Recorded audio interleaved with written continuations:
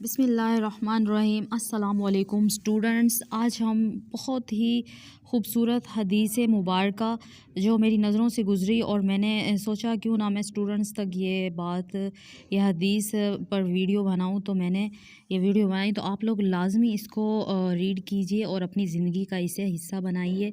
अल्लाह पाक आप सबको कामयाब करे, आप सब के गुनाहों को माफ़ करे, हम सब के गुनाहों को माफ़ करे अल्लाह पाक। तो ये वीडियो आप लोग वॉच करें और इस हदीस मुबारका पर अमल करें, ठीक है जी। और ये छोटा सा एक लफ्ज़ है अस्तग़फिरुल्लाह। देखने में तो ये छोटा है लेकिन इसका बहुत बड़ा अजर है जो अस्तग़फिरुल्लाह पढ़े। तो हम ये हदीस मुबारका ये रीड करते हैं। नबी करीम सल्लल्लाहु अलैहि वसल्लम ख़ुद भी ये 100 मरतबा अस्तग़फिरुल्लाह पढ़ते थे दिन में।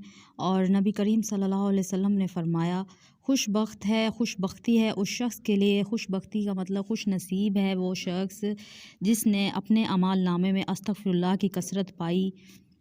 ये कलमात रोज़ाना 100 मरतबा पढ़ें, अस्तग़फिरुल्लाह अस्तग़फिरुल्लाह। अल्लाह हमारे गुनाहों को बख्श दे, अल्लाह हमें माफ़ फरमा दे।